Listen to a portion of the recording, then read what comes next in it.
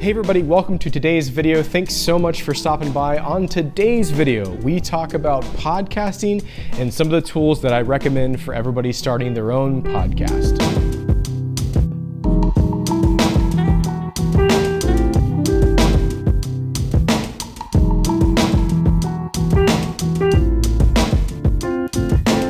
I'm excited to talk to you today. Podcasting is a medium that I've been enjoying for a long time. I love listening to podcasts. I listen to a podcast or several podcasts every day of my life.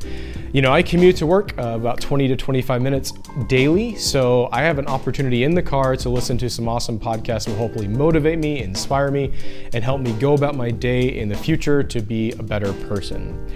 I've been a part of two different podcasts over the last couple of years, but I've been podcasting for over 10 years. And you say, I've looked up you on the internet. You don't have that many podcasts. Hold your horses, give me a second.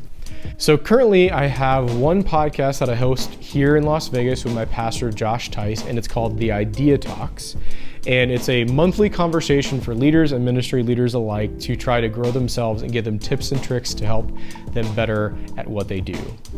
The second podcast is the Correspondence Podcast that I do with my buddy John in Phoenix. It's a tech tutorial / camera gear podcast where we talk about our camera woes, the current state of camera manufacturing in the globe.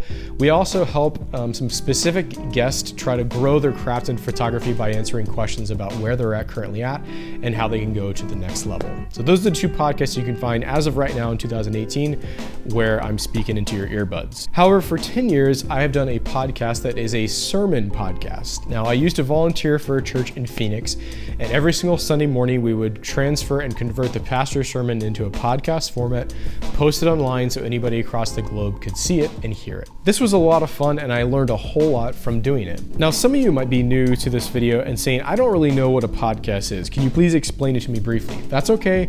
I will try to very plain English explain what it is and how you can potentially accomplish it here in the future. I used to explain podcasting to people like this. It was podcasting, meaning you had to have an iPod, which is false, and casting, which was a part of a newscast. Now, that's kind of how I tried to explain it to people back in the day when I was teaching technology. However, if you do a quick Google search, the Googles say podcasting is the practice of using the internet to make digital recordings of broadcast available for downloading to a computer or mobile device. Did you catch that? Does it make sense now? I didn't think so. I wanted to define it in 3 ways. The first one is a casual conversation. This can happen one-on-one, or it can be a group of people speaking. But it's almost like they set our microphone inside of a living room just to capture audio of a casual conversation that's happening. It doesn't have to be intimate, doesn't have to be very private. A lot of times it's not at all, but it's almost like you as the audience are just sitting on an extra chair that's in their living room and you're listening into the conversation that they're having. That's the first type.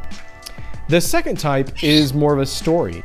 Some of those popular podcasts on our podcasting platforms are like Serial, who tell a story of a murder mystery and they try to explain it. A lot of people think it's more like the old radio story shows way back in the day, where you could listen and tune into your favorite radio station at the exact time and listen to this radio drama occur. The third type of podcasting truly is just a thought. And a lot of podcasters that I've seen do this very well is where outside of the regular scheduled programming where maybe they're interviewing a person one-on-one or they're trying to talk to a group of people, they themselves are just speaking directly to their audience about a very honed in specific niche subject, and they're trying to share that thought with everybody else. So we have a casual conversation, a story, or a thought. In my mind, that's a pretty good definition of what podcasting is. Now, I want to briefly talk to you about the technology I've used over the years, these 10 years, and trying to podcast, and how gradually over time things have evolved and gotten better and better and better. The very first time I captured audio to try to publish it to a podcast was simply from an analog soundboard to an analog port plugged into my headphone jack on my old white MacBook. You know, I simply just launched GarageBand, pressed the record button, and captured audio directly off the soundboard. It was poor quality, it didn't sound good, it was very muffled, but hey, the audio was captured and the mission was accomplished. As time went on, we invested more money into this podcasting platform and finally bought a PreSonus audio interface. This is simply a USB preamp that you plug in via USB to a computer.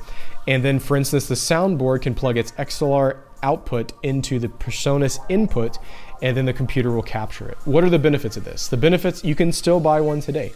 The benefits of this are, it'll help amplify the analog signal, it'll help turn it into a digital signal so the computer can read it better, and you have more flexibility in post-edit, and it'll sound a lot better. Recently, I've started using some Rode podcasting mics that are plugged directly into a computer via USB.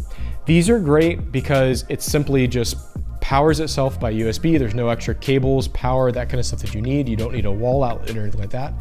But it does require an actual laptop or some type to power the mics, and then a recording platform on the computer to actually capture the audio while you're recording. That brings us to today.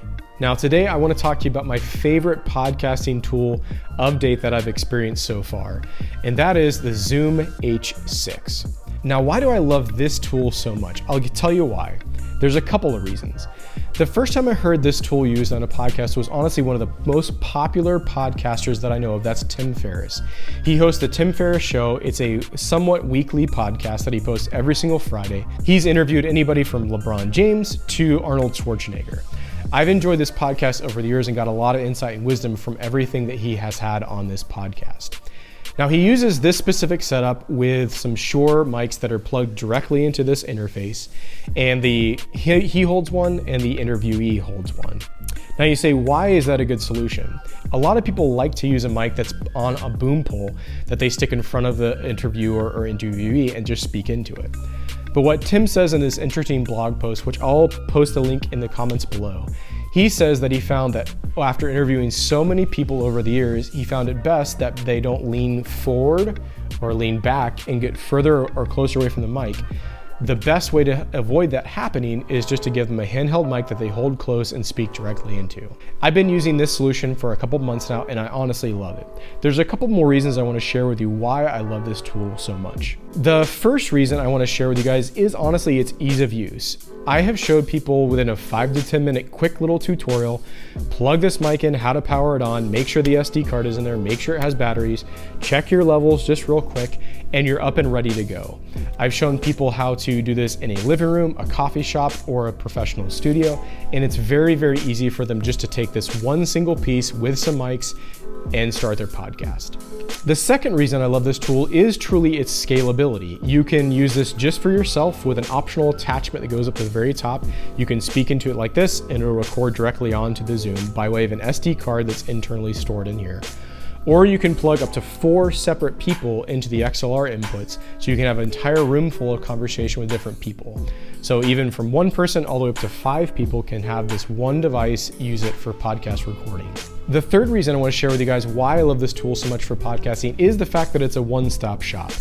You only have to carry this, a couple mics, and that's it. You don't have to carry your computer, chargers, charger cables, mic stands, boom stands, whatever. All it is this and some mics and you're good to go. Well, that's it for today's video. I hope you enjoyed the content that I produced for you today. Hopefully you got some benefit out of it, especially if you're trying to start your own podcast in the future. With that being said, I'd love to hear from you if you're trying to start a podcast or maybe already have one. Leave the podcast link in the comments below, and I'd love to try to give your episodes a listen to. If you have any comments for me or any suggestions you have on potential equipment that you love and use for your podcast, leave those as well in the comments below. Until the next video, I'm Drew. Thanks so much for stopping by.